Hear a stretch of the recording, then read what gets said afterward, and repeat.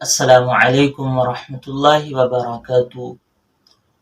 جب نمازی نماز پڑھے اور نماز پڑھنے کے درمیان میں اپنی نظروں کو اٹھائے یا اپنی آنکھوں کی کنکیوں سے ادھر ادھر دیکھے تو کیا اس کی نماز ٹوٹ جاتی ہے یا نماز پر کوئی اثر پڑتا ہے؟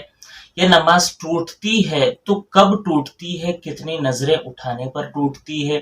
سینہ کتنا پھر جائے جب نماز ٹوٹ جاتی ہے؟ یہ آج دو ضروری مسائل میں انشاءاللہ اس ویڈیو میں عرض کرنے والا ہوں۔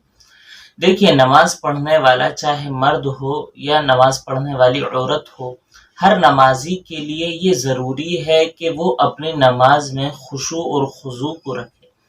اپنی نماز میں اللہ تبارک و تعالی کا خیال اپنے ذہن میں رکھے، دنیاوی اور غیر ضروری باتوں کا خیال اپنے ذہنوں میں نہ لائے۔ یہ ہر نمازی کے لیے ضروری ہے۔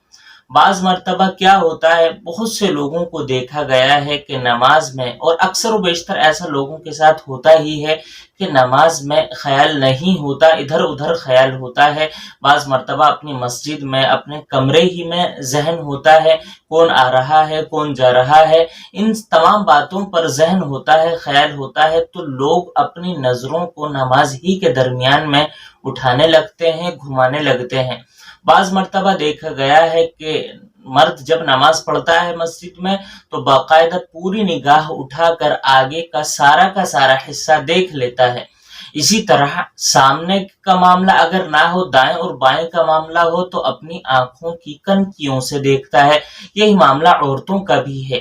تو دیکھیے، آنکھوں کی کنکیوں سے دیکھنا اور اپنے چہرے کو گھمائے بغیر اپنے آگے کا حصہ دیکھنا، یہاں تک کی تو گنجائش ہے، یہاں تک تو آپ کی نماز پر کوئی فرق پڑنے والا نہیں ہے۔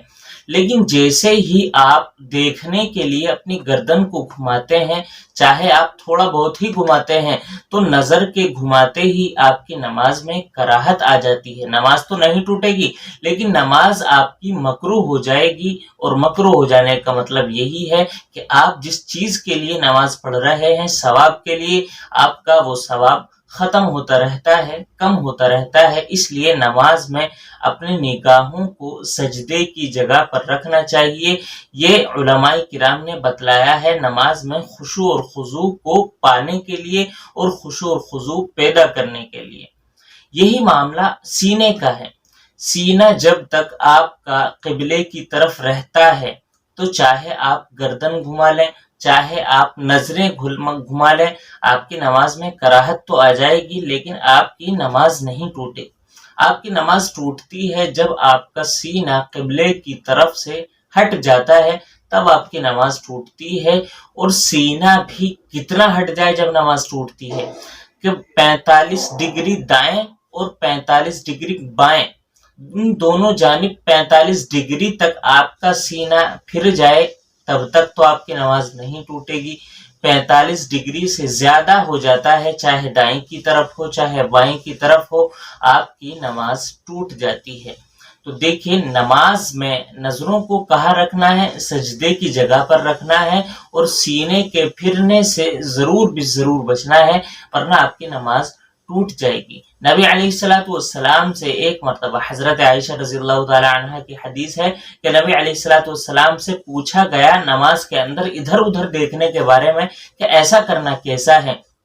تو نبی علیہ السلام نے ارشاد فرمایا کہ یہ تو نمازی کی نماز پر ایک ڈاکہ ہے، ایک اچکنا ہے، جو شیطان نمازی کی نماز کو اچک لیتا ہے، اس کی نماز پر ڈاکہ ڈال دیتا ہے۔